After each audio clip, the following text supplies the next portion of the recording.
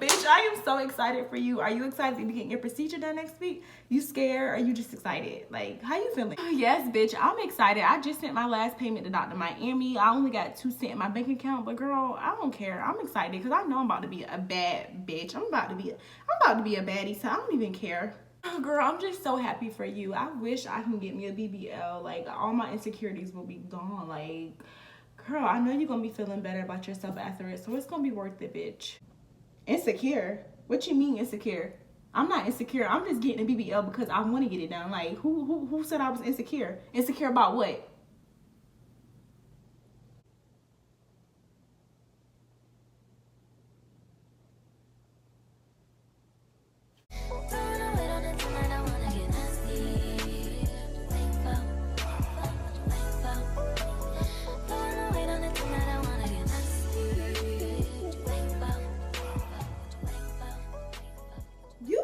The video girl is back again with the girl chat. If you're new to my channel, hey girl, hey. And if you're a returning subscriber, I don't even have to say anything because you know what's up, I know what's up, we know what's up, and that's on what? That's on period. And Mary had a little lamb. As y'all can see by the title of the video, we're gonna be talking about a lot of stuff, y'all. So I posted on my community tab asking y'all what y'all want to talk about, and y'all just gave me so much stuff to talk about. The main thing y'all want to talk about was the BBL epidemic, tips on finding yourself, focusing on yourself, my thoughts and opinions on wearing fake designer, finding your style, my thoughts on the Smash or Pass videos, tips on traveling. Y'all basically just want to talk about a whole lot of, so we gonna go ahead and get into it, y'all. And also, I am going to be drinking some mimosas, so if you over 21, girl, go ahead and get you some little drinky drink, go ahead and get your snacks, go ahead and get something, y'all, because we gonna be doing a lot of talking during this video.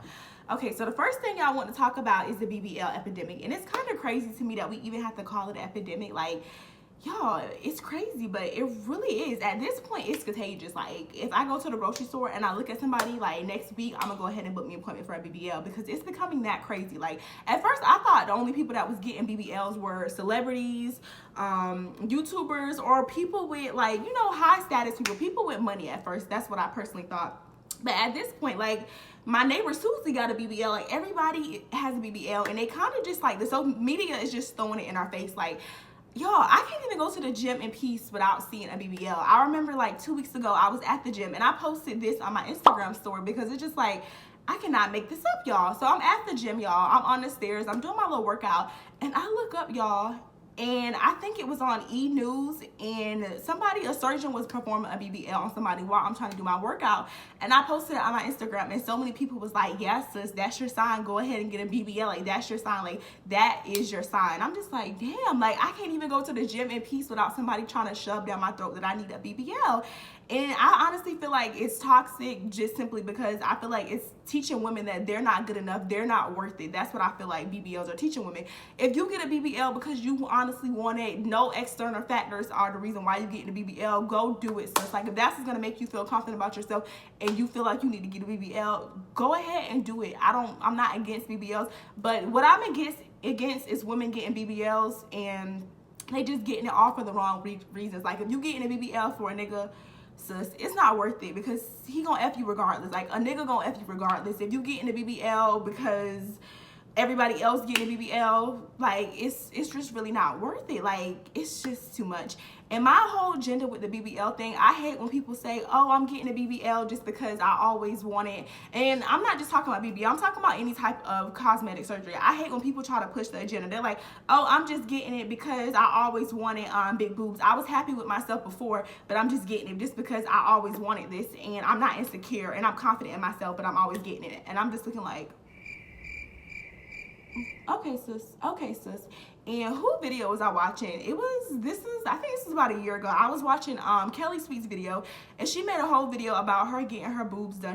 It was kind of like a video of her justifying why she was getting her boobs done. And in that video, she was saying, I always liked my small boobs. I just always really wanted big boobs. I'm not insecure. I'm confident in myself. I just always wanted big boobs. I accepted my body. I liked it. I liked my boob size before, but I always just loved boobs. I love the way boobs look, and that's why I got my boobs done.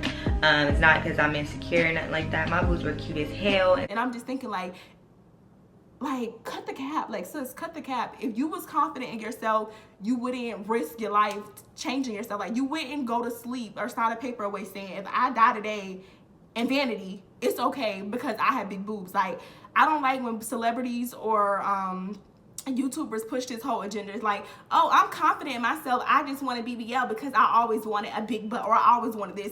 And it's just like, if you were secure in yourself and you was confident in yourself, you wouldn't feel the need to change it. So I do not like when they push that. And another thing is, I'm gonna give my personal little testimony, y'all. A few years ago when I was in college, like any other college student, y'all know what the freshman 15 is. I gained the freshman 55, y'all. Like, I gained like hella weight after my freshman year of college. So I remember I was feeling like super duper insecure. And y'all, I'm gonna post pictures on how I look. Like, I honestly, I wasn't that big. I was not fat at all, but I just felt like I was just super duper big because I had gained like mad weight. I probably gained like 20 pounds my freshman year of college. And I was really, really depressed about it. I really, really was down about it, really was sad about it. But y'all, I was perfectly fine. I was a thick girl. I was just thicker than I used to be. So I was feeling down about it. I didn't really like myself. I remember I used to like wear super big shirts. I used to try to cover my body because I just did not feel good about myself. And when I went home for that summer, my freshman year, I went home that summer because I didn't have a job, y'all. So I went home that summer, and I decided that I was going to lose a lot of weight because I just was not happy with myself. So that summer I had lost like, I want to say I lost like 20 to 25 pounds.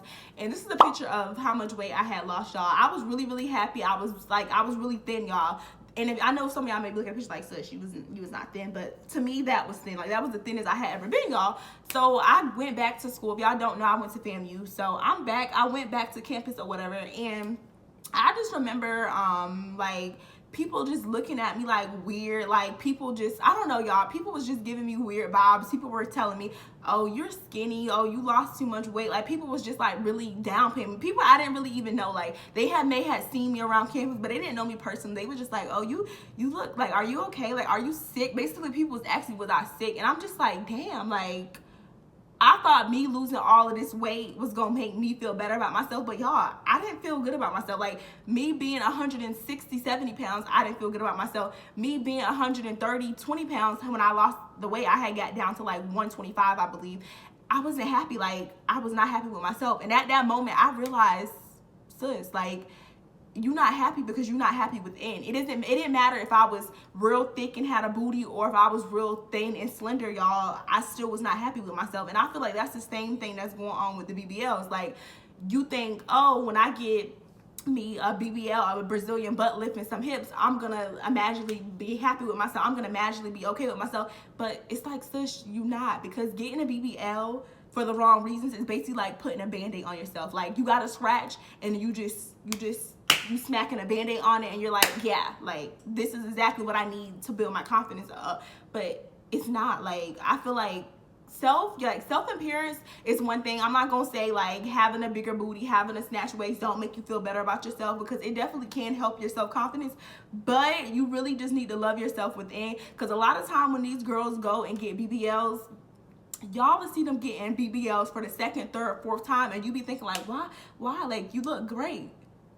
And y'all be confused, but it's because they don't feel great inside, y'all. They don't love themselves inside. Like, on the outside, they may look good, but in the inside, they don't love themselves. So that's why they feel the need to get a third nose job. Third nose job. Why can't I say the word? Third nose job. That's why they feel the need to get a second round of BBL. That's why they feel the need to go back and get their boobs bigger, because they don't love themselves within. So I feel like that's the misconstrued with the whole BBL thing. I feel like people are thinking like, oh yeah, it's just as easy as 1, 2, 3. Like, everybody's doing it, I'm gonna go ahead and get it and I'm gonna feel confident like a bad bitch. Like, no, sis, you need to love yourself within.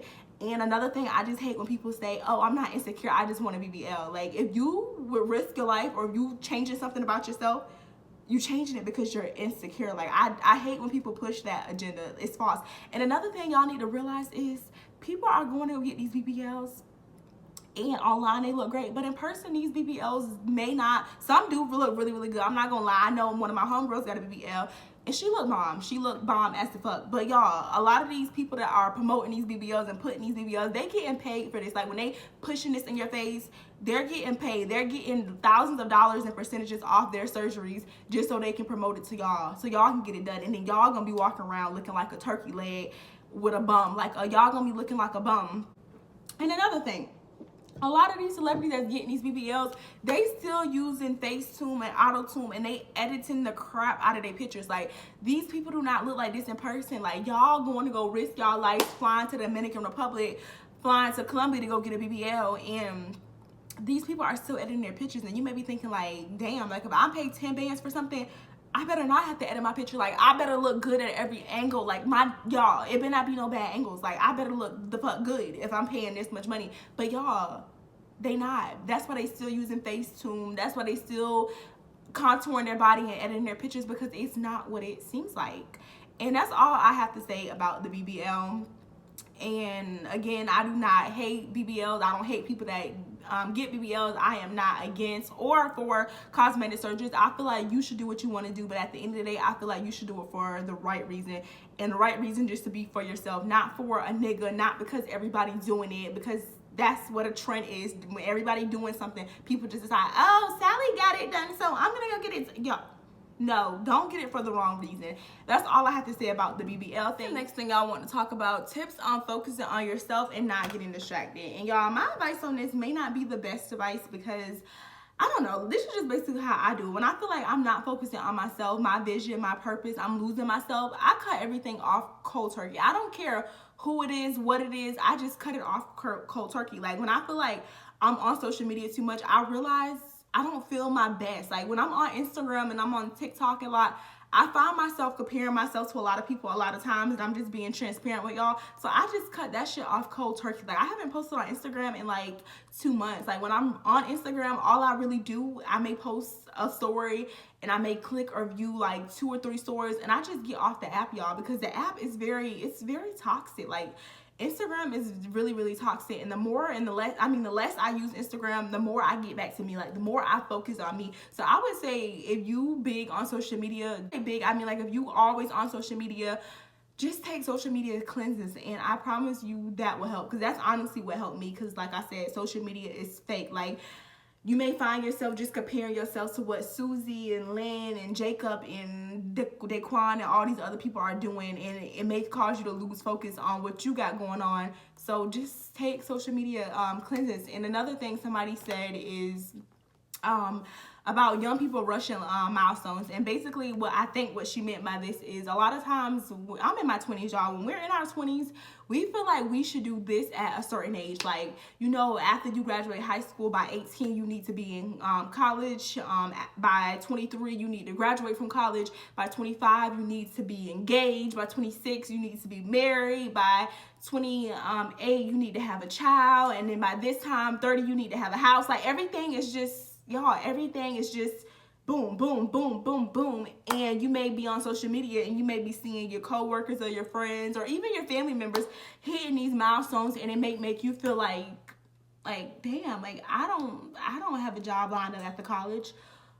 Or damn, I'm 50, not 50, y'all, that's a little old, but I'm gonna say, damn, I'm 30 and I'm not married yet. I don't have a ring on my finger. Like, we just naturally compare ourselves to people, and no matter how much you tell yourself, oh, don't compare yourself to this person, that, we all do it. It's just human nature. Like, we do it. Like, it's nothing wrong with being inspired by people, but we compare ourselves to people. Like, but even somebody tell you, oh no, I'm like, it's me versus me, you know, so it's you versus your best friend, because y'all real competitive. Like, don't let people lie to you. People are very competitive, so that's why I like to be off social media. But with that, I would just kind of say, you really have to, it's hard, y'all. It's really, really hard. But you just really have to tell yourself, like, this is my journey. And I don't give excuse my French, but I don't give a fuck what Asia is doing. And I don't give a F what Samantha, like, you just have to tell yourself, I don't give a F, and mean it. Like, you just really have to say, I don't care. It's like a lot of people my age, well, a lot of my peers are around this age. Well, what am I trying to say? I'm sorry, y'all. It's the Melissa talking. It's not me. But like I was saying, y'all, a lot of my peers are either moving to new cities or investing or buying a crib or getting a new car. And I'm not in a rush to buy a crib or get a car. Like, you have to know your pace. You have to know your journey. Like, it's a lot of times we want to do something just because we see somebody else doing it, or we may feel like, oh my gosh, we graduated high school together and she already bought her first home. I should be buying. No, sis. That's her story. If she buying her folks home, clap for her, be inspired by her. Let that inspire you.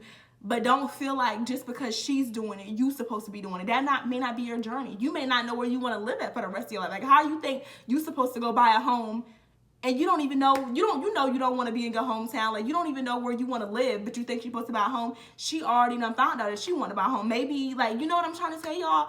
You can't compare yourself to other people. It's hard. I know it's hard, but you just kind of got to just say, fuck it, like, not give a fuck about what other people got going on. I see this all the time. Like, I remember I used to be friends with this one girl, and I remember she couldn't even, what was that event? I think it was family homecoming, y'all. This girl was trying to keep up with the Jones and keep up with everybody else was doing. She couldn't even afford to pay her rent. I remember she had bought this $500 wig for homecoming just to look like she got money, just to look like she living like that, she doing the damn thing. And then the first roll around, and still can't even pay her rent. And it's just like, why is this? Like, why can't you pay your rent? Oh yeah, you can't pay your rent because you trying to do what this person is doing. Like, you trying to focus on the next person. I feel like the more you focus on what other people is doing, the more you decline in life. Like, the more you worry about what this person got going on, this person did, what this person accomplished, you are gonna fall behind. So just don't focus on other people. And this kind of goes into the thing with the wearing fake designer.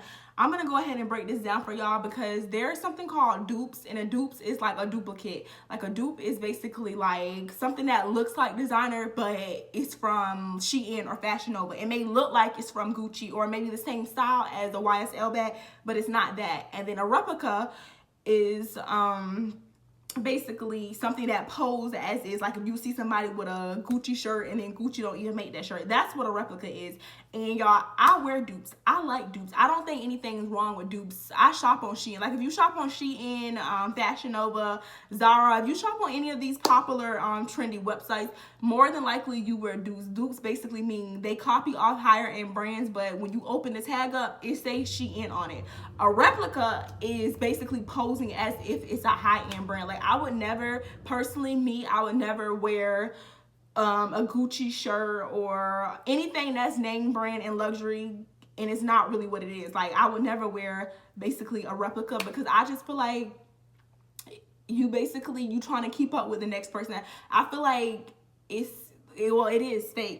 It's not rewarding. Like, I'm not proud of myself for being able to afford a $50 Chanel bag. It will be rewarding if I can afford a $3,000 Chanel bag, because that means, like, damn, I did that shit. I'm so financial stable that I'm able to afford to buy myself a $3,000 Chanel bag. Like, it's just something rewarding about it. And that's my personal opinion on it. If you wear dupes or replicas, let me know down below. Let me know y'all opinions about the stuff that I'm talking about too, because I like hearing both sides, y'all. I'm a very understanding person. Well, tips on traveling. So let's see. I'm not gonna lie, y'all. When I first started traveling, I did not have a plan. Like, I didn't have any money saved up. Like, I would just be like, oh, I want to go on a trip, and I would just take what little money I had and I would just go on a trip. And I started traveling back in, I want to say 2016 is when I started traveling.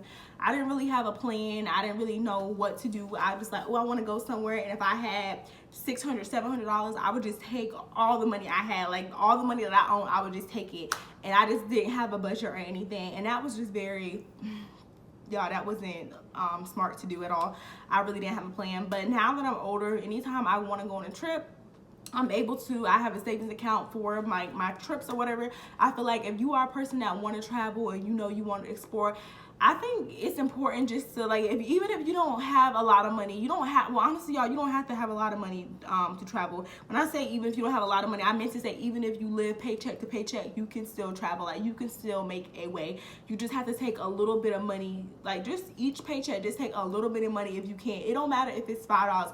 Just start putting aside money. That's what I personally do. Like, now, I'm not going to expose how much money I have in my traveling account, but y'all, now I just basically have just enough money where if I wanted to go on 2 or 3 trips a year, I already put that money to the side. I have that money. I'm able to do so. So I would just give y'all advice on just start taking a little bit out of your check, even if it's $20, $30, just taking a little bit of money and just putting it to the side. So when you are ready to travel, you know you already have the money.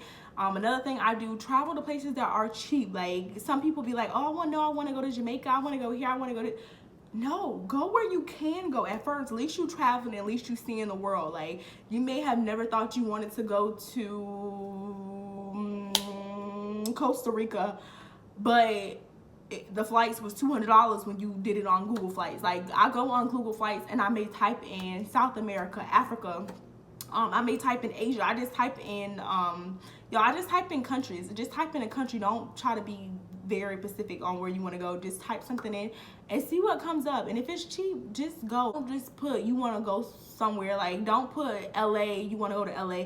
Type in US and you're going to see all the places that's in the US that's affordable. It's going to start from cheap and then it's gonna start getting expensive. That's personally what I do, like when I want to go somewhere, because I'm not picky. If you one of those people that are picky, it's a little harder for you to decide where you want to go. I understand it. I don't know what to do, but this is for people that just want to travel and get out and see the world. This is personally what I do. Like, if I want to visit a state and I may not know what state I want to visit, I let Google Flights kind of lead me. I just type in US and all the places in the US gonna pop up, and I be like, all right, I never been to Nebraska. I want to go to Nebraska. Let's try going to Nebraska. Like, you just never know what might pop up. That's something I do. What's another thing I do? Oh, another thing is I'll limit my vacation prep. I'm just now able to be at the point in my life where I'm able to go all out. Before I go on vacation, I can get my nails done, I can get my hair done, I can get my lash done, I can get everything done.